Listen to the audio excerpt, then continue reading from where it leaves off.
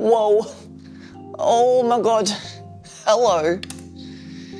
Oh, mate, how the hell are ya? Hey, this is in the back of my head podcast. I want to say episode 45.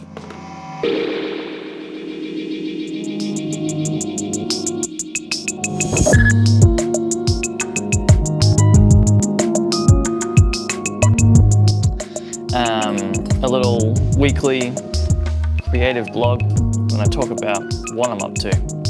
Creatively, get some thoughts out the back of my head. Get them into yours. And I'll tell you this right off the bat before we go anywhere with this. I am a sleepy boy. I am wrecked. My body is fighting something.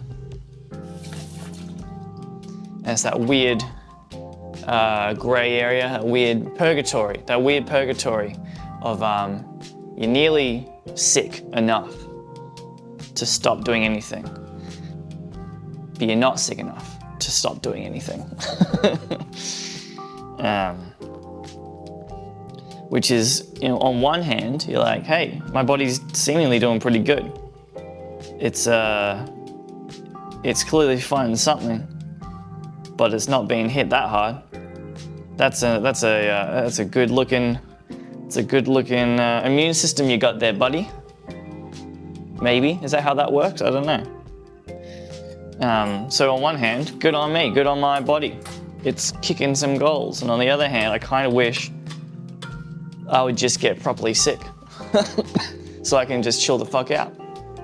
Of course, you could just allow yourself to chill the fuck out, but I performed comedy on stage to people, in front of people, live. Stuff that I had written, comedy that I had written. A type 5, if you will. This is more like a type 3.5. And it went smashingly. It went really well. It went really, really well. Which is kind of crazy. And it's a curious feeling. Because being a comedian was actually my very first dream as a small child, wee child, tiny little boy. Still a boy, but I was smaller then. And I wanted to be a comedian. But I didn't write any jokes, which is like quintessential, needed, absolutely necessary. You gotta have material. And I'll say that that was the most daunting part. It's a weird feeling of like, I knew that I could talk my shit on mic. That wasn't gonna be a problem. And talk my shit, I did. I mean, so much of my creative life is just me talking a bunch of bullshit, right? So I knew that was gonna be fine. And it was. But it was the writing and the material. I'm glad I did it. Mainly about the writing of the material, because it has completely rewired my brain on how to write actually in general. I think like writing for music, writing lyrics is it's a interesting format where you can get away with a lot. Like writing poetry versus writing lyrics, they're both poetry. But writing lyrics, it's a lot easier, I think, to have filler, have world building in there, have more throwaway lines, because you can kind of just ride the vibe. You can just have words that fit the tone of the song and help the song along in one sense of keeping this energy, setting the tone, setting the vibe, world building. I'm just repeating myself. Whereas with comedy, or poetry, or maybe even like writing short stories and stuff like that, you don't waste as much time. It's more intentional. You still do world building. You still do things to add the flavor and set the scene. But then I think you have to be much more directional with it in the end, especially with the comedy. I think I wrote a lot that was just like fluff, building it up a little bit, adding a little texture. And I realized what it was actually doing is just ruining the pace, completely ruining the pace of it. And so I just scrapped so much shit. Stuff there was even parts that I was like, oh, that was funny. That's a good bit. But it takes away from the main hit, the main punches. So you gotta scrap it. And actually, yeah, so doing a performance like that and taking the time to write material like that has now rewired my brain, and I'm very excited by that. It got me thinking. It got me thinking about feeling that idea of like it's hard to see your steps that you've taken when you're taking them. Like in the moment, it's hard to see your progress. You have to kind of take a step back to be able to witness these things, to see where you are improving. And that was the most nerve-wracking performance I have done in years. Once I was on stage, actually, I felt good. As soon as I stood on stage, fine. I think there was a familiarity to it. I've just talked a lot of shit on stage before. It's fine. But the intentional writing, the not being able to hide behind anything, that was quite terrifying. And it was terrifying, I think, because it was my first. It's my first dream, and I don't know if I don't think I'm gonna really pursue. I don't think I'm really gonna do much stand-up. I'm gonna just try and write a lot. I'm just gonna try and start writing a lot more stuff. Don't really matter what it is. You know, it's not just lyrics. It's gonna be more poetry, more comedy, more short stories. Just writing. And so if stand-up comes out of that, fantastic. Maybe I'll go jump on stage. But until then, it's not really a part of the plan. But ticking off that box of getting on stage and performing comedy, when the kid that had that dream, the kid that originally had that dream, was this big and terrified, nervous as fuck. And I would say that I'm still nervous as fuck. However, I had some chats recently to a couple of people, sort of, I can't remember how it came about, but the topic came up of like me feeling anxious and nervous and me feeling very socially awkward, just not knowing how to talk to people. And people I was talking to are like, the fuck are you talking about? You're flittering about, you're talking to everyone. You're holding conversation. You're bringing people in and out of conversation. You are pointing out that I can be quite good at it.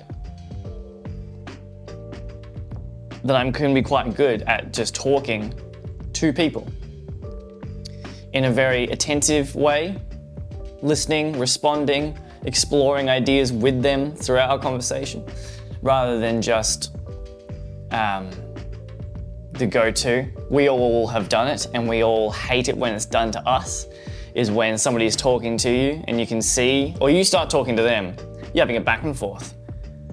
And you see them like, yeah, I'm sort of listening, but really I'm just thinking about what I'm gonna say next.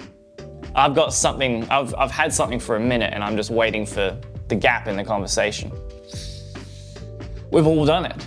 We all hate to do it. We all hate when it's done to us, but it does get done.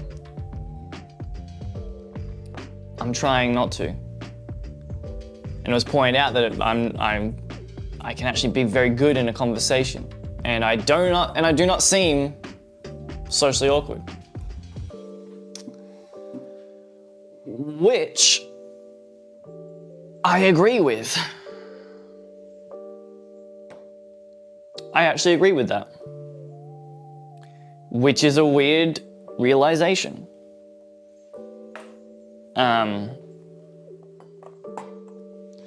Because I identify so much as an awkward dude. I identify so much as, look at this fucking plant right here. Look at this fucking plant. This fucking dude throwing a tantrum. Was thriving not days ago, like a week ago.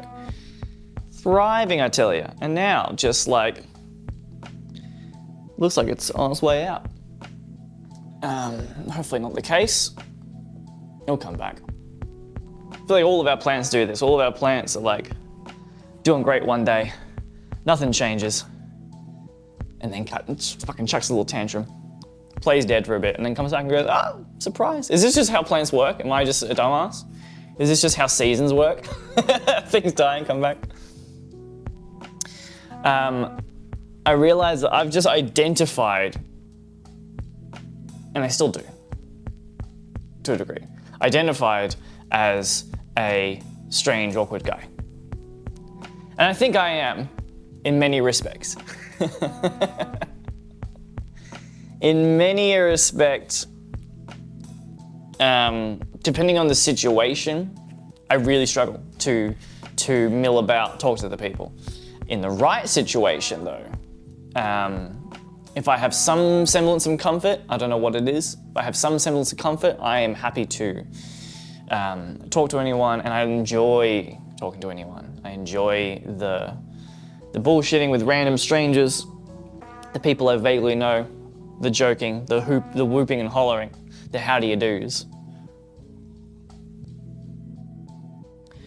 But I realized, that like that young lad that was just shit scared is still in here, comes out all the time, takes the reins, fucking hands on the control board. And when that happens, ooh boy. And it's a weird thing of like, when your anxiety creeps back up and you're like, oh, that's the same anxiety I felt when I was 12. I know that. I know that feeling. I've known that feeling forever. But when you feel that feeling, that doesn't mean that you are, as an entire being, returned to that anxious little 12-year-old. And so seeing myself do these things now of talking to people, running events, getting on stage and doing stand-up comedy, I'm starting to recognize the work I've done. Starting to. Hell, even doing this, as I've talked about on here before. I tried doing this a little while back. I tried doing a podcast, a vlog style thing like this. And I just didn't have the confidence to stick with it. And now I do. Yeah, hard to see the, it's hard to see the little steps that you're making. You have to have those moments where you are forced to step back and look at the bigger picture and go, oh wow, that's good. Pretty happy with that. Pretty proud of that. And that goes for just your growth as a person as well, not just your creative outlet, and in fact, I would say maybe far more importantly, is that emotional growth.